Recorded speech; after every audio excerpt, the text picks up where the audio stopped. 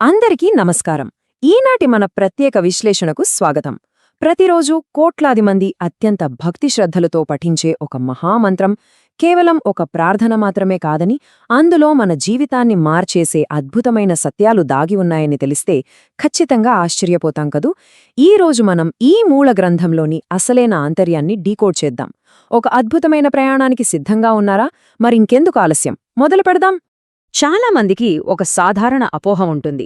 అదేంటంటే ఇది కేవలం మనలో ఉన్న భయాన్ని పోగొట్టే ఒక ప్రార్థన మాత్రమే అని. కాని వాస్తవమేంటో తెలుసా? ఇది ఒక సామాన్యుడిని అసామాన్యుడిగా తీర్చిదిద్దే 40 అడుగుల వ్యక్తిత్వ వికాస మాస్టర్ క్లాస్. అవును, మీరు విన్నది నిజమే. ఇది కేవలం పఠించడానికి మాత్రమే కాదు, మన ఆధునిక జీవితంలో ప్రతిరోజూ ఆచరించడానికి అద్భుతంగా ఉపయోగపడే ఒక ప్రాక్టికల్ గైడ్. అయితే ఈనాటి మన విశ్లేషణలో ప్రధానంగా 6 అంశాలను చర్చించుకుందాం. మొదటిది, ఇది ఒక సాధారణ ప్రార్థనకు ఎలా అతీతమనేది. రెండవది, మనస్సును నియంత్రించే విధానం. మూడవది, ప్రదర్శన నైపుణ్యం. ఆ తర్వాత నాయకత్వం. ఐదవది, ధైర్యం మరియు ఏకాగ్రత. ఇక చివరగా విజయానికి దిక్సూచి. సరే, ముందుగా మొదటి విభాగంలోకి అడుగుపెడదాం. ఒక సాధారణ ప్రార్థనకు అతీతంగా ఈ ప్రాచీన జ్ఞానాన్ని మనం ఎలా పునరాలోచించాలో ఇప్పుడు చూద్దాం. ఖచ్చితంగా 40. అవునండి, ఈ మూల గ్రంథంలో సరిగ్గా 40 శక్తివంతమైన విజయసూత్రాలు, అలాగే మన మానసిక స్థైర్యాన్ని పెంపొందించే పాఠాలు నిక్షిప్తమై ఉన్నాయి. అంటే వేలకు వేలు ఖర్చుపెట్టి పెద్ద పెద్ద మోటివేషనల్ సెమినార్స్కి వెళ్లాల్సిన పనేలేదు. అత్యున్నత శిఖరాలను చేరుకోవడానికి కావలసిన అస్సలు సిసలైన కార్యసాధన సూత్రాలన్నీ మనకిక్కడే దొరుకుతాయి.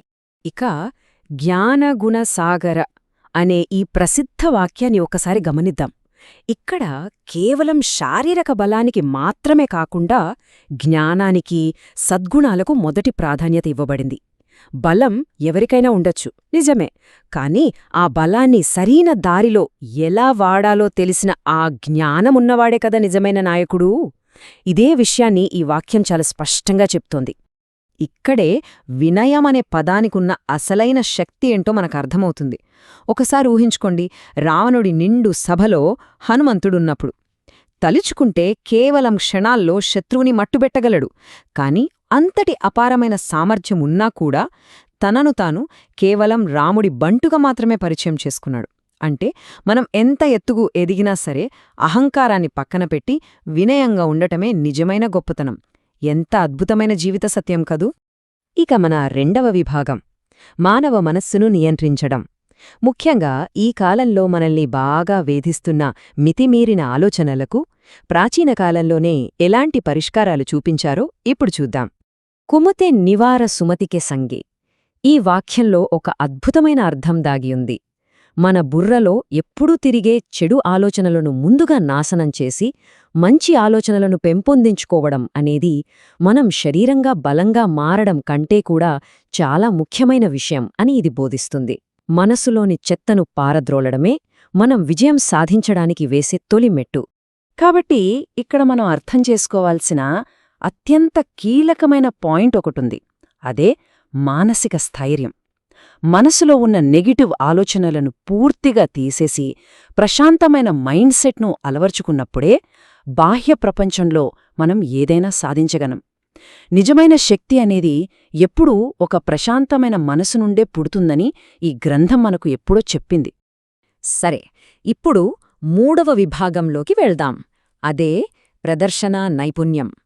కేవలం మన హుందాతనంతోనే ఎదుటివారి నుండి గౌరవాన్ని ఎలా పొందాలో ఇది వివరిస్తుంది. ఇక్కడ కంచన వర్ణ విరాజసువేష అనే వర్ణనను ఒక్కసారి జాగ్రత్తగా గమనిద్దాం. మన దగ్గర ఎంత నైపుణ్యం ఉన్నా సరే 10 మందిలోకి వెళ్ళినప్పుడు మనం ఎలా కనిపిస్తున్నాం, ఎలా మాట్లాడుతున్నాం అనేది చాలా ముఖ్యం అని ఇది గుర్తుచేస్తోంది. నైపుణ్యం ఉండటం ఎంత ముఖ్యమో వాటిని సరైన విధంగా ప్రదర్శించడం కూడా అంతే ముఖ్యమన్నమాట. దీన్ని బట్టి ఎదుటివారిపై మనం కలిగించే మొదటి అభిప్రాయం ఎంత ముఖ్యమో అర్థమవుతోంది కదూ. ఒక అద్భుతమైన ఉదాహరణ చెప్తాను, వినండి. శ్రీరామ లక్ష్మణులను మొదటిసారి కలవడానికి వెళ్ళినప్పుడు ఒక సాధారణ వానరుడిలా కాకుండా చాలా హుందాయైన ఒక గొప్ప పండితుడి రూపంలో వెళ్లి వారిని ఆకట్టుకోవడం జరిగింది. దీన్ని బట్టి మన ప్రవర్తన, మన ప్రదర్శన హుందాగా ఉంటేనే లోకం మనల్ని గౌరవిస్తుందని, మనపై పూర్తి నమ్మకం ఉంచుతుందని స్పష్టమవుతోంది కదా. ఇప్పుడు 4వ విభాగానికి వద్దాం. ఇది పూర్తిగా నాయకత్వం మరియు సమస్యల పరిష్కారం గురించి. సరైన సమయంలో చొరవ తీసుకోవడం, పరిస్థితులకు తగ్గట్టుగా ఎలా మారాలో ఇది నేర్పుతుంది. ఈ అంశం మనం పరిస్థితులకు తగ్గట్టుగా ఎలా మారాలో అనగా మన అనుకూలత గురించి అద్భుతంగా వివరిస్తోంది. అశోకవనంలో ఉన్నప్పుడు భయాన్ని పారద్రోలడానికి ఒక చిన్న సూక్ష్మరూపం ధరించడం అనేది ఒక గొప్ప వ్యూహం. అదే సమయంలో శత్రువులను భయపెట్టాల్సినప్పుడు భయంకరమైన అతిపెద్ద రూపాన్నెత్తడం మరొకటి. ఎవరి దగ్గర ఎంత తగ్గి ఉండాలో, ఎవరి దగ్గర మన విశ్వరూపం చూపించాలో ఖచ్చితంగా తెలుసుకోవడమే ఒక గొప్ప నాయకుడికి ఉండాల్సిన లక్షణం. మనందరికీ తెలిసిన ఈ సంజీవని పర్వతం కథను ఒకసారి గుర్తు చేసుకుందాం. ఇది కేవలం ఒక కథ కాదు, విభిన్నమైన సమస్య పరిష్కారానికి ఒక అద్భుతమైన ఉదాహరణ. మూలిక దొరకలేదని సాకులు చెప్పి అక్కడే ఆగిపోలేదు. దానికి బదులుగా ఏకంగా ఆ పర్వతాన్నే పెకలించుకుని వచ్చేశారు.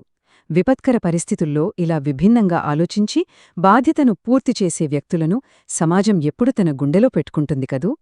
కాబట్టి మనం ఇక్కడ నేర్చుకోవాల్సిన ముఖ్యమైన నాయకత్వ లక్షణాలు ఏంటంటే, పనుల పట్ల ఎల్లప్పుడూ ముందు చూపుతో ఉత్సాహంగా ఉండటం, మనం అనుకున్న లక్ష్యంపై ఏకాగ్రత అస్సలు చెదరనివ్వకపోవటం, అలాగే సుగ్రీవుడు, విభీషణుడిలాంటి వారికి సరైన దారి చూపి మార్గదర్శకత్వం వహించటం. ఇవన్నీ ఒకెత్తైతే ఏమాత్రం అహంకారం లేకుండా నిస్వార్థంగా పనిచేయడం మరొకెత్తు. ఇలా ఇతరుల విజయానికి సాయపడేవారి కీర్తి ఈ సమాజంలో ఎప్పటికీ శాశ్వతంగా నిలిచిపోతుంది.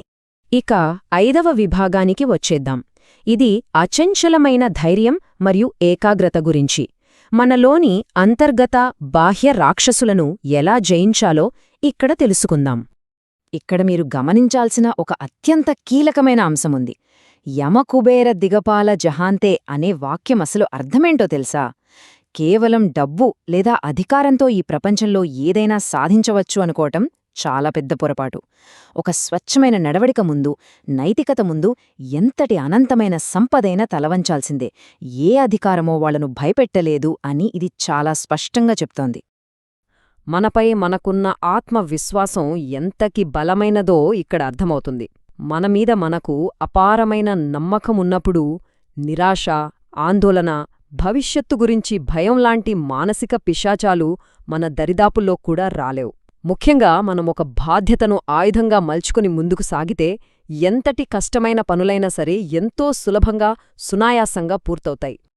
ఇప్పుడు మనం మన విశ్లేషణలో చివరి విభాగానికి చేరుకున్నాం. అదే విజయానికి అంతిమ దిక్సూచి. ఇందులో క్రమశిక్షణ అలాగే ఉద్దేశ్య స్వచ్ఛత గురించి మాట్లాడుకుందాం. ఇక్కడ త్రికరణ శుద్ధి అనే పదాన్ని వాడారు. అంటే మన క్రమవచనం, మన మనసు, మనం మాట్లాడే మాట, మనం చేసే పని, ఈ 3 కూడా ఒకే దారిలో నడవాలి. మన ఉద్దేశాలు అలా పర్ఫెక్ట్గా స్వచ్ఛంగా ఉన్నప్పుడు ఇక వైఫల్యమనేది అసాధ్యమవుతుంది. ఏ కష్టం ఎదురైనా సరే విజయం తథ్యం. రోజుకో కొత్త కోరికతో, 100 రకాల దారులతో మనస్సును అనవసరంగా గందరగోళానికి గురిచేసుకోకూడదు. ఎందుకంటే ఒకే మార్గంపై మన పూర్తి ఏకాగ్రతను, క్రమశిక్షణను పెట్టినప్పుడే మనలో అత్యున్నత శక్తి బయటకు వస్తుందని ఈ విశ్లేషణ మనకు పదే పదే గుర్తుచేస్తోంది. ఇక్కడ మరొక ఆసక్తికరమైన, బలమైన వాగ్దానముంది. అదేంటంటే, ఎవరైతే ఈ జ్ఞానాన్ని సంపూర్ణ ఏకాగ్రతతో, క్రమశిక్షణతో పాటిస్తారో వారి పనులు 100% సక్సెస్ అవుతాయి. ఇక స్వీయ సందేహానికి ఏమాత్రం తావు లేకుండా ఈ విజయానికి సాక్షాత్తు ఆ శివుడే సాక్ష్యం అని ఇది ఒక గట్టి హామీ ఇస్తోంది. ముగించే ముందు మీకందరికీ నాదొక చిన్న ప్రశ్న. కేవలం 40 వాక్యాల ఈ ప్రాచీన గ్రంథం మన ఆధునిక జీవితంలోని సమస్యలకు, నాయకత్వానికి, మానసిక స్థైర్యానికి ఇంతటి పక్కా ప్రణాళికను అందిస్తున్నప్పుడు మన దైనందిన జీవితంలో ఎదురయ్యే సవాళ్లకు ఈ పాఠాలను మనం ఎలా అన్వయించుకోవచ్చు? ఓసారి ఆలోచించండి.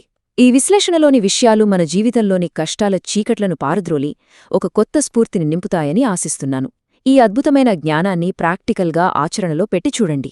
మళ్లీ మరొక ఆసక్తికరమైన విశ్లేషణతో త్వరలోనే కలుద్దాం. వీడియో చివరి వరకు చూసినందుకు ధన్యవాదాలు. ఈ వీడియో మీకు నచ్చిందని ఆశిస్తున్నాను. దయచేసి లైక్ చేయండి. అలాగే మరిన్ని వీడియోల కోసం మన ఛానల్ని సబ్స్క్రైబ్ చేయడం మర్చిపోకండి. Please keep supporting